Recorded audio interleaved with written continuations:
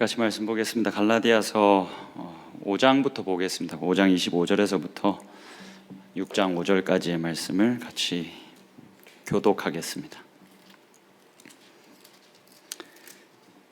갈라디아서 5장 25절부터 제가 좀 읽겠습니다. 그 다음 여러분들이 읽고 이렇게 교독하겠습니다. 만일 우리가 성령으로 살면 또한 성령으로 행할지니 헛된 영광을 구하여 서로 노엽게 하거나 서로 두게 하지 말지니라. 형제들아, 사람이 만일 무슨 범죄한 일이 드러나거든 신령한 너희는 온유한 심령으로 그러한 자를 바로잡고 너 자신을 살펴보아 너도 시험을 받을까 두려워하라. 너희가 짐을 서로 지라. 그리하여 그리스도의 법을 성취하라. 만일 누가 아무것도 되지 못하고 된 줄로 생각하면 스스로 속임이라. 각각 자기 일을 살피라. 그리하면 자랑할 것이 자기에게는 있어도 남에게는 있지 아니하리라. 같이 읽겠습니다. 시작. 각각 자기의 짐을 질 것이라. 아멘. 한 주간 잘 지내셨습니까? 날씨가 오늘 어제 비가 와서 그런지 하늘도 굉장히 맑고 기분 좋은 한 날이지 않나 싶습니다. 그리고 특별히 또 여러분들 오늘 예배가 마치고 나면 또 무더기로 MT를 가는 것으로 알고 있습니다. 그래서 뭐 더 기대하는 마음이 있지 않을까 싶습니다. 그러나 그런 들뜬 마음들을 조금 가라앉히고 우리가 일단 말씀에 좀 집중 같이 할 수 있으면 좋겠습니다. 여러분 이제 벌써 이제 갈라디아서 거의 맞춰갑니다. 벌써 이제 6장에 들어왔고 오늘 설교를 하고 이제 다음 주는 특별히 여러분 기억하실지 모르겠지만 얼마 전에 이제 저희 청년부 예배에 오셔서 말씀을 전하셨던 유해석 목사님, 유해석 교수님이 오셔서 말씀을 또 선교 관련해서 전해 주실 겁니다. 그리고는 그거 지나서 한 2주 정도 더 제가 갈라디아서를 설교하고 나면 이제 갈라디아서가 마무리가 됩니다. 이 갈라디아서를 여러분들과 이렇게 나눌 수 있었다라는 것이 참 저에게는 좋았습니다. 이 갈라디아서가 이렇게 거의 마무리되어져 가니까 아쉬운 마음도 좀 제게 있습니다. 내가 조금 더 복음을 잘 알고 갈라디아서를 더 잘 이해하고 있었다면 더 좋은 것을 나눌 수 있지 않았을까. 그런 아쉬운 마음이 이렇게 이따금씩 제 마음에 이렇게 찾아옵니다.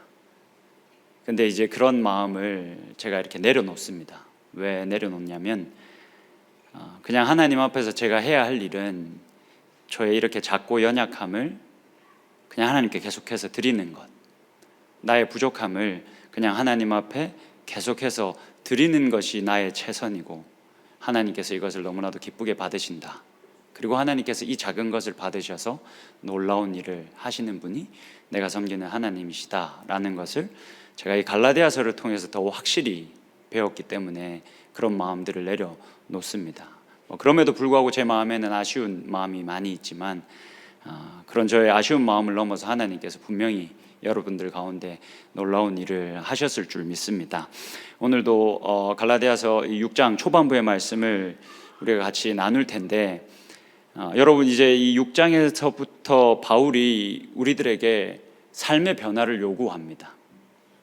바울이 1장에서부터 4장까지 어떻게 보면 주구장창 우리가 어떤 복음을 받게 되었는지, 하나님 앞에서 우리가 어떻게 받아들여졌는지, 그래서 지금 우리가 하나님 앞에서 어떠한 존재들인지에 대해서 아주 열심히 이야기했습니다. 그리고는 이제 6장에 들어서면 이러한 복음은 우리들의 삶의 변화를 계속 요구합니다.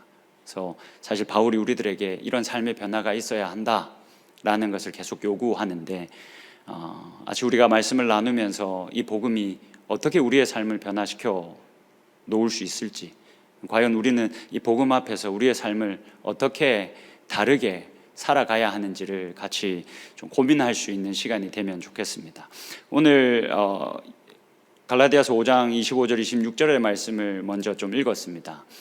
사실 이게 저번 주에 저희가 다뤘던 본문인데 이 25절과 26절은 이 경첩과 같은 역할을 합니다. 무슨 말이냐면 갈라디아서 5장 16절에서부터 시작되어진 성령과 육체의 이 전쟁, 육체의 일과 성령의 열매의 대조, 이 이야기를 마무리하는 역할을 함과 동시에 오늘 우리의 본문인 6장 1절에서부터 10절까지의 말씀을 열어주는 역할을 합니다.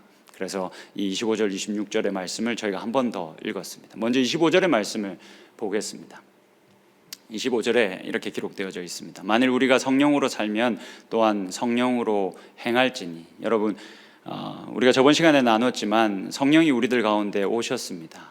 그래서 우리가 지금 이렇게 아름다운 모습으로 변화가 되었죠.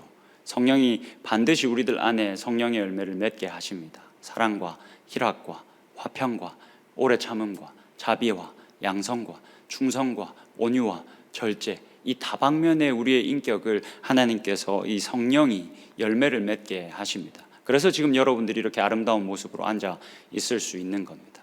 그리고 그 성령 하나님은 우리들 안에서 계속 우리와 함께 걷고 계시기 때문에 우리는 기대할 수 있습니다.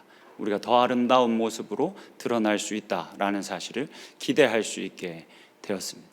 그래서 성령이 너희들 안에 계시면 바울은 뭐라고 말하냐면 성령과 함께 걸으라. 그 아름다운 모습을 더 많이 누리면서 걸으라 라고 이야기를 하죠. 왜 우리가 성령과 함께 걸어야 합니까? 성령이 바울이 말할 때 늘 이 성령을 지혜와 계시의 영이라고 이야기하죠. 보혜사이신 하나님께서 보내시는 이 성령이 우리들에게 오시면 이 성령이 우리로 하여금 모든 진리 가운데로 인도하신다라고 이야기합니다. 이 성령이 우리들에게 모든 것을, 모든 진리를 가르치신다. 그리고 예수 그리스도가 우리들에게 알려주신 그 말들을 모두 생각나게 하신다. 이게 성령이 하는 역할이죠. 그래서 우리가 성령과 함께 걸으면 내가 얼마나 아름다운 존재인지를 우리가 알 수가 있습니다. 그래서 바울이 다시 한 번 더 우리들에게 이 성령과 함께 걸으라 라고 권하고 있는 거죠. 26절을 보시죠.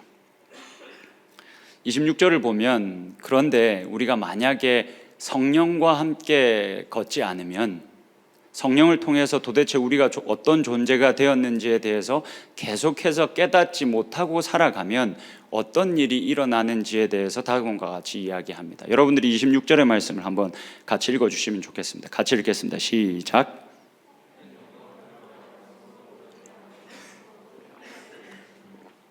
여러분, 우리가 성령을 따라 살지 않으면, 성령의 도우심을 늘 받고 살아가지 않으면 어떤 일이 일어나냐면 서로 계속 노엽게 합니다.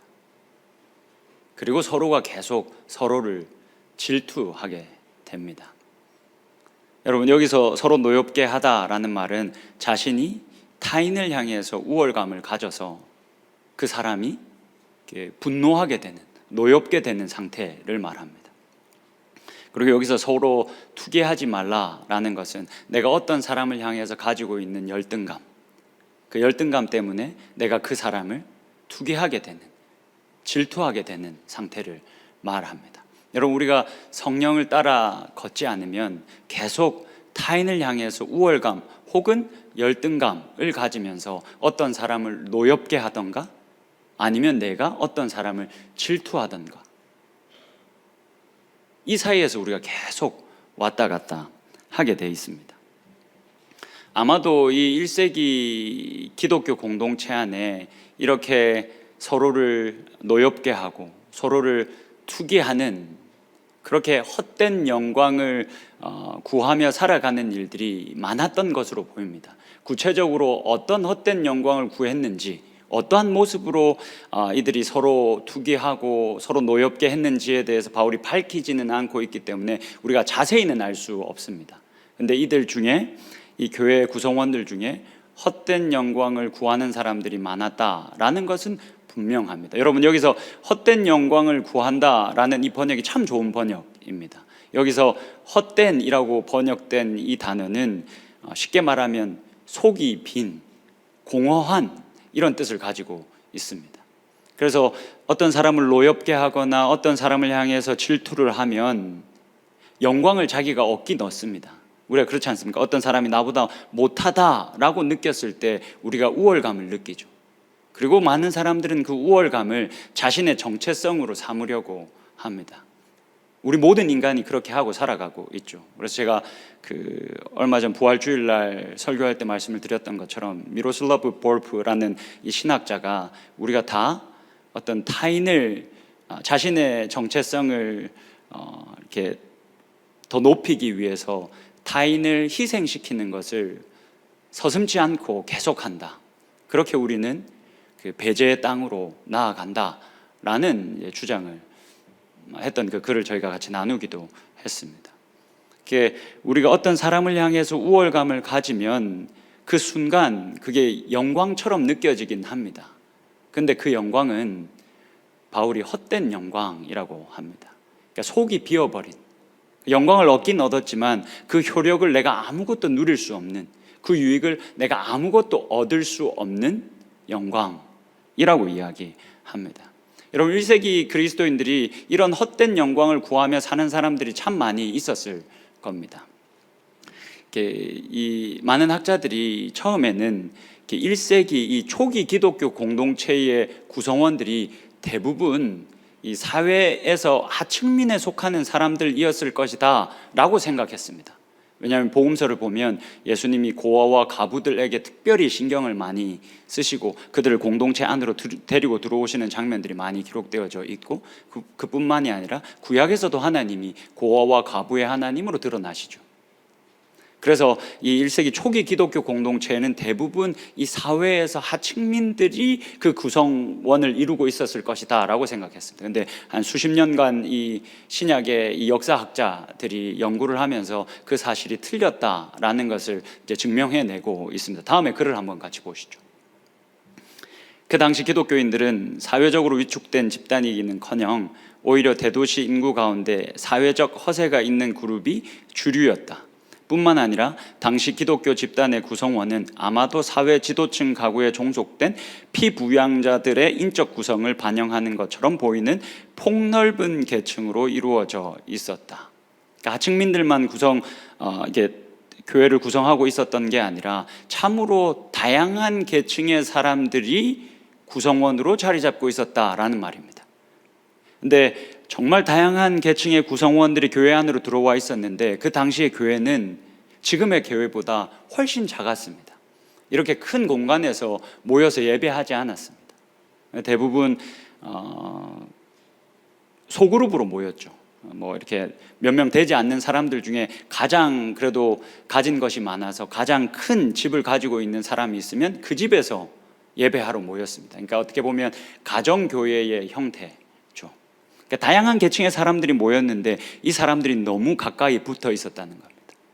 그리고 여러분, 그 당시에는 철저한 계급 사회였습니다.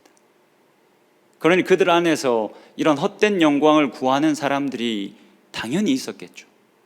교회는 성숙한 사람도 있지만 성숙하지 못한 사람도 굉장히 많다는 것을 우리가 우리 교회를 통해서 나의 모습을 보면서 우리가 잘 알고 있지 않습니까? 그 당시도 크게 다를 바 없었을 겁니다. 귀족계층의 사람들은 은근히 이 종이나 자유인의 신분을 가진 사람들을 보면서 우월감을 느꼈을 겁니다. 그리고 종이나 자유인 그룹에 속한 사람들은 귀족계층의 이 계급에 속한 사람들을 보면서 은근한 열등감을 느꼈겠죠. 그러면서 이들이 이런 헛된 영광을 구하며 살아갔던 겁니다. 근데 여러분, 이렇게 헛된 영광을 구하며 살아가면 이게 아무리 그 영광을 우리들 안에 붓고 또 붓고 또 부어도 그 영광이 우리를 풍족하게 하지 못합니다.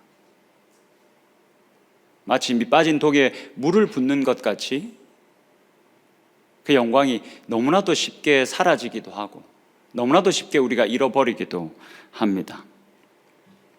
근데 여러분, 왜 우리가 이렇게 밑빠진 독에 불붙는 이런 헛된 영광을 구하는 것, 어떤 사람을 세워두고 내가 이 사람보다 더 우월하다라고 느끼면 그때는 행복감을 느끼고 이 사람보다 열등하다라고 느끼면 그때는 낙심하고 좌절하는 이 밑빠진 독에 물을 붓는 것 같은 행동을 왜 우리는 계속 할까요? 여러분, 이렇게 살면 참 피곤하거든요. 왜 피곤합니까? 자기 옆에 있는 사람들이 다 자기 경쟁자가 되거든요. 나와 함께 공동체를 이루고 있는 내 옆에 있는 내 형제 자매가 경쟁자가 돼버리거든요. 심지어 내 부모님도 내 경쟁자가 돼버리거든요. 그래서 이 부모님이 나에게 나의 성공에 도움이 되면 가치 있는 존재로 여기고, 이 부모님이 내 성공에 아무런 도움이 되지 못하면 무가치한 존재로 여겨버린다는 것. 그래서 이렇게 살면 인생이 너무너무 피곤합니다. 왜냐하면 마음을 두고 쉴 곳이 없기 때문에 그렇습니다. 근데 여러분, 우리는 왜 이렇게 헛된 영광을 계속 구하며 살아갈까요? 다음에 글을 우리가 좀 같이 좀 보면 좋겠습니다. 우리는 다른 사람들이 누리고 있는 것을 자신도 누릴 자격이 있다고 믿기 때문에 탐을 낸다. 우리는 자신이 얼마나 중요한 사람인지 다른 이들에게 일깨워 주기 위해 자랑한다. 우리는 자신이 더 강하고 더 의롭다는 것을 증명하기 위해 싸운다. 그래서 비교와 경쟁이라는 이 고단한 게임이 계속 돌고 돈다. C.S. 루이스가 쓴 것처럼 교만은 무언가를 가지고 있어도 즐겁지 않고 오직 옆 사람보다 더 많이 가져야 즐거움을 느낀다. 당신을 교만하게 만드는 것은 비교이다. 즉, 남들 위에 있다는 즐거움이 사람을 교만하게 만든다. 여러분, 자기 자신을 자신이 생각해야 할 그 이상으로 자신을 놓는 것, 이것을 교만이라 합니다. 여러분, 사람이 이렇게 교만해지면 그 인생이 너무너무 피곤해집니다. 비교와 경쟁이라는 이 고단한 게임이 자신의 인생 속에서 계속 돌게 됩니다. 이어서 한나 앤더슨이 다음과 같이 또 이렇게 이야기합니다. 제가 이거는 일부러 올리진 않았습니다. 제가 한번 읽어드리겠습니다. 우리가 스스로 작다고 느끼는 이유는 우리가 다른 사람들보다 작기 때문이 아니라 자기 자신을 마땅히 생각해야 하는 바 이상으로 생각하고 있었기 때문이다. 우리는 자기 자신을 위에 올려놓았다. 가장 기본적인 물리법칙이 요구하는 것처럼 올라간 것은 내려와야만 한다. 여러분, 믿지 않는 사람들이 자기 자신들을 하나님의 자리 위에 올려놓았지 않습니까? 내가 노력하면, 내가 열심히 하면 내가 선을 행할 수 있고, 내가 사랑을 실천할 수 있고, 내가 원하는 것을 얻어낼 수 있어. 자기 자신을 하나님의 자리에 올려놓았죠. 그리고 그렇게 올려놓았다 보니까 자기 스스로를 계속 작다고 여기는 겁니다. 왜 그렇습니까? 내가 이걸 해내야 되는데, 나는 이걸 할 수 있는 사람인데, 내가 이걸 해내야 가치 있는 존재로 여겨지는데 라고 자신을 계속 이 위에 올려놓으니까 자신이 계속 작게 느껴지는 겁니다. 자신이 계속 작게 느껴지면 어떻게 됩니까? 그 인생이 고로워집니다. 그 인생이 전혀 행복하지 않게 됩니다. 그 어디에서도 행복을 누릴 수 없게 됩니다. 자기 인생의 그 주인의 자리를 하나님께 내어드리지 않고 우리가 그 자리를 차지하고 있으면 성경은 이것을 교만이라고 합니다. 그리고 이 교만은 우리들에게 어떤 일을 만들어 놓냐면 우리 인간관계를 다 파괴해 놓습니다. 이 교만이 내 옆에 있는 내 형제 자매를 다 경쟁자로 만들어 놓습니다. 그래서 내가 이 사람을 어떻게 이길까? 어떻게 해야 이 사람을 누를까? 그래서 내가 어떻게 더 행복감을, 어떻게 하면 내가 우월감을 느낄 수 있을까를 찾아 헤매게 됩니다. 이 비교와 경쟁 속에서 헤어나오지 못하고 자신은 그렇게 하면 행복할 거라고 생각해서 그렇게 계속 살아가지만 바울이 갈라디아서에서 계속 이야기하고 있는 것처럼 계속 종노릇하며 살게 됩니다. 여러분, 이게 성령이 없이 성령을 따라 살지 못하는 사람들이 겪는 어려움, 포럼입니다. 분위기를 바꿔서 바울이 이제 갈라디아서 6장 1절로 넘어가서 그렇다면 이미 성령을 받은, 그래서 성령과 함께 걷고 있는 사람들은 어떻게 살아야 하는지에 대해서 다음과 같이 이야기합니다. 구체적인 사례를 하나 들어서 우리들에게 이야기하는데, 이 구체적인 사례를 우리가 잘 보면서 우리들의 삶에 좀 적용을 해보면 좋겠습니다. 갈라디아서 6장 1절입니다. 여러분들이 같이 한번 읽어주시면 좋겠습니다. 같이 읽겠습니다. 시작.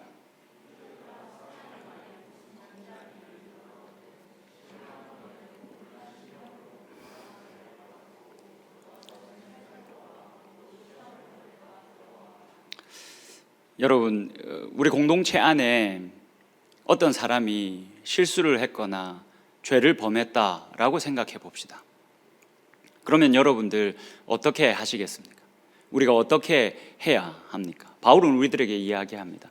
온유한 심령으로 그 사람을 바로 잡아 주라. 여러분, 무슨 말입니까? 온유한 심령으로 그 사람을 어떻게 바로 잡습니까?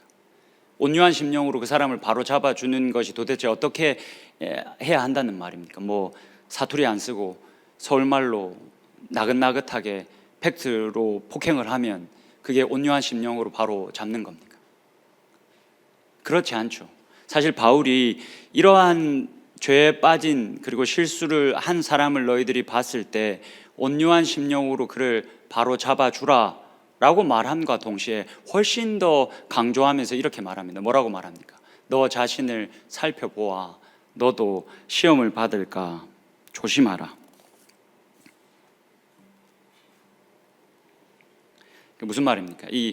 그 사람에게 그 잘못을 짚어주고 충고하기 전에 우리들에게 공감 먼저 하라 라고 이야기하는 겁니다. 어떤 공감입니까? 네가 그 죄로 인해서 넘어진 것처럼 나라도 그 죄 앞에 있으면 나도 넘어질 거다 라는 공감을 먼저 하라라고 이야기합니다.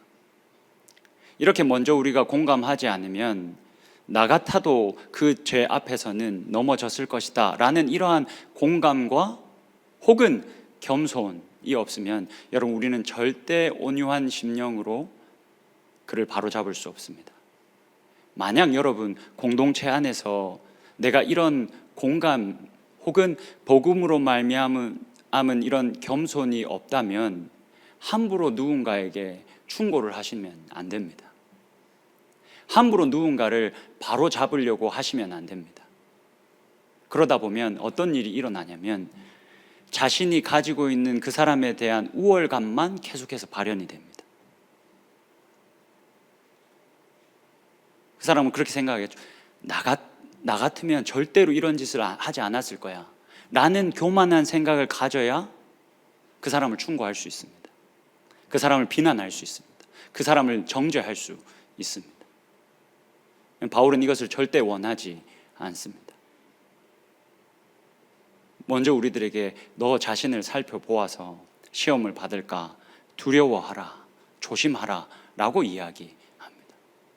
여러분, 이러한 겸손은 어디에서부터 옵니까? 이런 겸손이 어디에서부터 우리들에게 주어집니까? 복음에서부터 오죠. 여러분, 복음은 두 가지를 정확히 우리로 하여금 깨닫게 한다라는 이야기를 제가 갈라디아서 2장을 지나면서부터 계속 여러분들에게 했습니다. 복음이 무엇을 깨닫게 합니까? 첫 번째, 내가 얼마나 끔찍한 죄인인지, 내가 얼마나 엉망인 사람인지를 복음은 깨닫게 합니다. 그와 동시에 두 번째, 무엇을 또 깨닫게 합니까? 그와 동시에 내가 얼마나 큰 사랑을 받았는지, 내가 얼마나 큰 은혜를 입은 사람인지를 깨닫게 하는 것이 복음입니다. 여러분, 우리가 이 복음을 제대로 이해하고 올바르게 수납하고 있다면 우리가 함부로 누군가에게 충고할 수 없습니다. 우리가 함부로 누군가를 정죄할 수 없습니다. 왜냐하면 복음 앞에서 내가 얼마나 끔찍한 죄인인지 이 사람이 이미 깨달았기 때문에 그렇습니다. 여러분, 제가 그 조지 필드라는 미국 대각성 운동을 이끌었던 분의 그 고백을 여러분들과 나눴던 걸 여러분들 기억하십니까? 이분이 뭐라고 말하냐면, 내가 죄를 짓지 않고는 기도할 수 없고, 내가 죄를 짓지 않고는 설교할 수 없고, 내가 죄를 짓지 않고는 진짜 아무것도 할 수 없습니다 라고 고백합니다. 여러분, 이게 복음을 정말 깊이 이해하고 올바르게 수납한 사람이 하는 고백입니다. 내가 그런 존재다라는 것을 깨달았다면, 자기 눈앞에 그렇게 실수하고 죄를 짓고 있는 사람을 내가 보게 되면 그 사람에게 그런 사람이 어떻게 다가가겠습니까? 너 왜 이따위로 행동해? 너 왜 이렇게 행동해? 이거 잘못이야. 너 고쳐. 라고 함부로 말하지 못할 겁니다. 왜냐하면 그 사람이 가지고 있는 끔찍함이 나에게도 분명히 존재한다 라는 것을 우리가 알기 때문에 그렇습니다.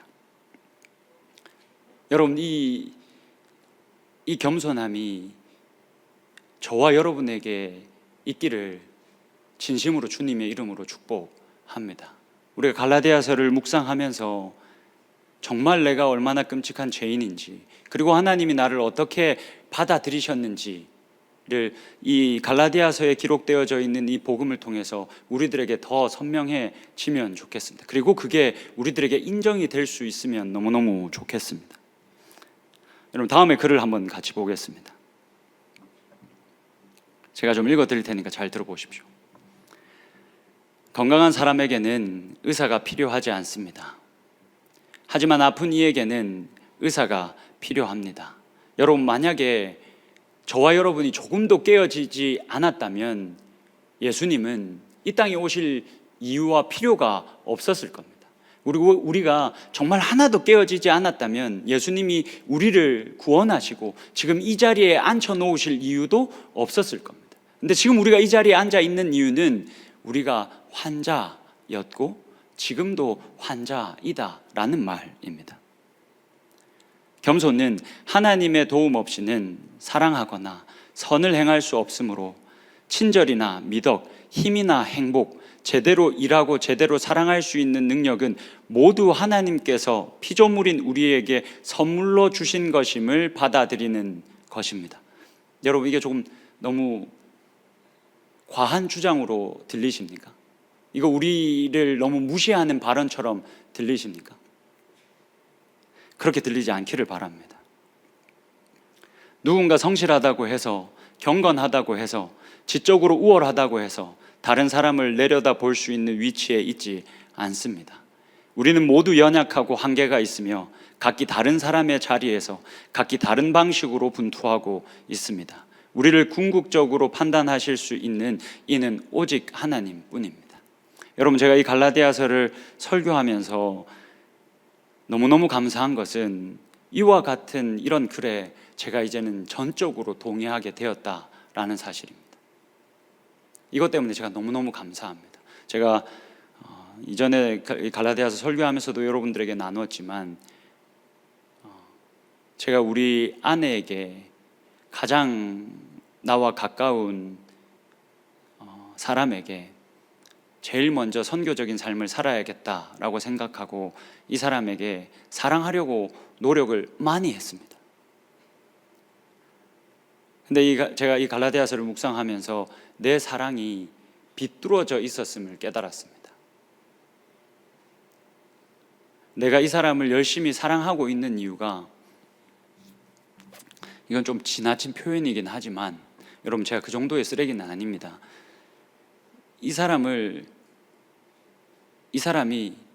내 말 잘 들었으면 좋겠다 싶어서 이 사람을 사랑하는 겁니다. 내가 이 사람을 이만큼 사랑해 주면 이 사람이 이 사랑을 받고 그만큼의 사랑을 돌려주고, 아니 내가 준 것보다 사실은 더 많이 돌려주고, 그래서 내 말 좀 더 잘 들어주고, 그래서 내 삶을 조금 더 편하게 해주기를 바라는 기대가 내 안에 있었다라는 것을 발견했습니다. 그래서 이제는 저는 확실히 이런 주장과 이런 글에 동의합니다. 나는 하나님 없이는 사랑도 할 수 없고 하나님 없이는 선을 행할 수도 없는 사람이다 라는 사실을 이제는 완전히 인정합니다. 하나님의 도움 없이는 나는 아무것도 아니다 라는 것을 점점 더 인정해 가는 것 같습니다. 여러분, 이어지는 2절과 3절을 한번 보겠습니다. 2절과 3절을 보시면 복음은 우리의 인간관계까지도 바꿔놓는다 라는 사실을 우리가 알 수 있을 겁니다. 2절과 3절 보겠습니다. 너희가 짐을 서로 지라 그리하여 그리스도의 법을 성취하라. 3절은 여러분들이 한번 읽어주십시오. 시작.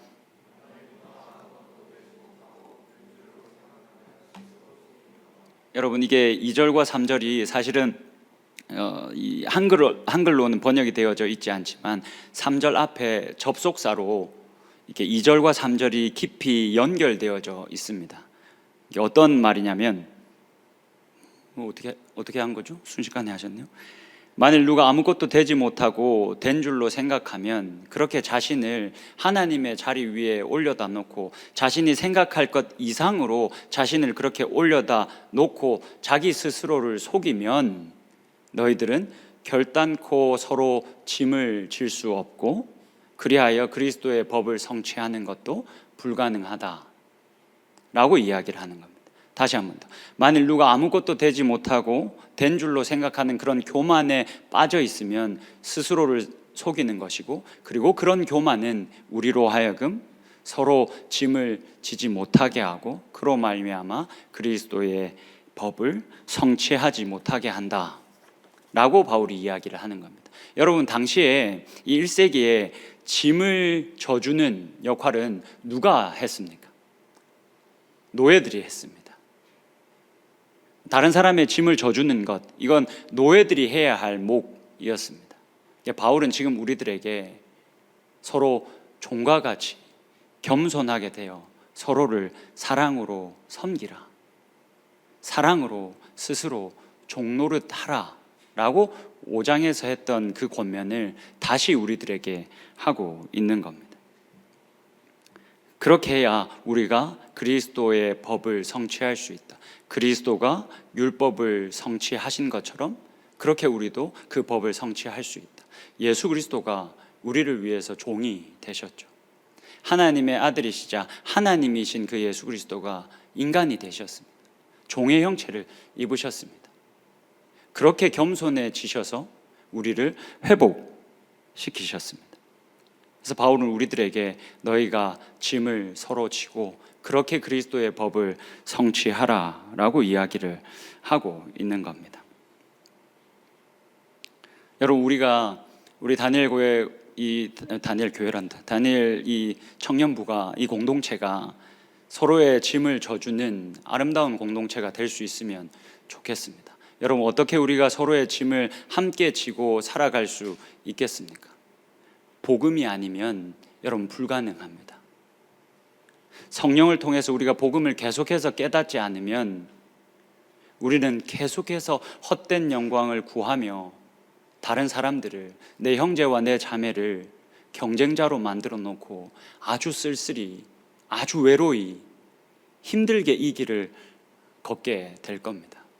근데 성령을 통해서 우리가 계속해서 복음을 깨달아 가면 여러분, 경쟁자였던 내 옆에 형제, 자매가 이제 달리 보이게 될 겁니다. 내 사랑하는 형제로, 내 사랑하는 자매로 보이게 될 겁니다. 여러분, 6장 1절을 시작하면서 바울이 갈라디아 교회 성도들을 향해서 뭐라고 부르는지 아십니까? 내 형제들아 라고 부릅니다. 만약에 바울이 복음을 모르고, 복음을 잘 모르고 갈라디아 교회 성도들을 가르쳤다면 어떻게 했겠습니까? 자신이 열심히 가르쳤는데 금방 바울의 대적자들을 쫓아서 복음을 버린 사람들을 보면서 자신의 명예를 더럽혔다고, 자신이 명예로워지는데, 유명해지는데 아무 도움이 되지 못했다고, 가치 없는 존재로 여겨버리고 이 갈라디아서 같은 걸 쓸 이유가 전혀 없었겠죠. 근데 바울에게는 이 갈라디아 교회 성도들이 경쟁자가 아니었습니다. 같은 깨어짐을 가진 자신의 형제요, 자신의 자매였습니다. 가족이었습니다. 그래서 6장 1절을 시작하면서 바울이 그들을 향해서 형제들아 라고 부릅니다. 여러분, 우리 교회 공동체가 복음으로 한 사람 한 사람이 풍요로워지면 좋겠습니다. 근데 여러분, 우리가 복음으로 풍요로워지는 것은 반드시 어떤 결과를 가져옵니다. 어떤 결과를 가져오냐면 사랑이라는 결과를 가져옵니다. 서로가 서로를 경쟁의 대상으로 보지 않고 충분히 섬겨도 좋을 만한 그런 사랑의 대상으로 바라보게 됩니다. 그리고 그 사랑을 우리가 더 많이 실천하게 될 겁니다. 그리고 우리들 안에 일어난 이 사랑의 실천은 한 사람 한 사람이 회복되는 그 열매를 맺어낼 겁니다.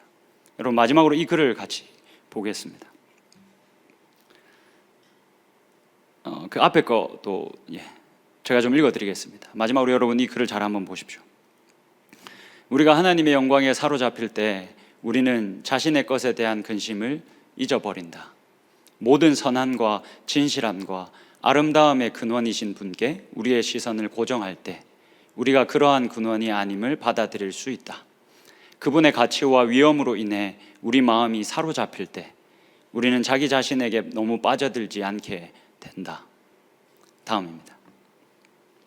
그리고 불현듯 세상이 충분히 넓게 보이기 시작한다. 이 세상은 확실히 당신과 나 모두를 담을 수 있을 만큼 충분히 넓다. 경쟁하는 대신 서로를 돌볼 수 있다. 자신과 남을 비교하는 대신 서로에 대해 긍휼함을 지닐 수 있다. 서로 지배하려고 하는 대신 서로 자라나게 도울 수 있다. 여러분, 우리가 믿는 기독교라는 종교가 이런 종교입니다.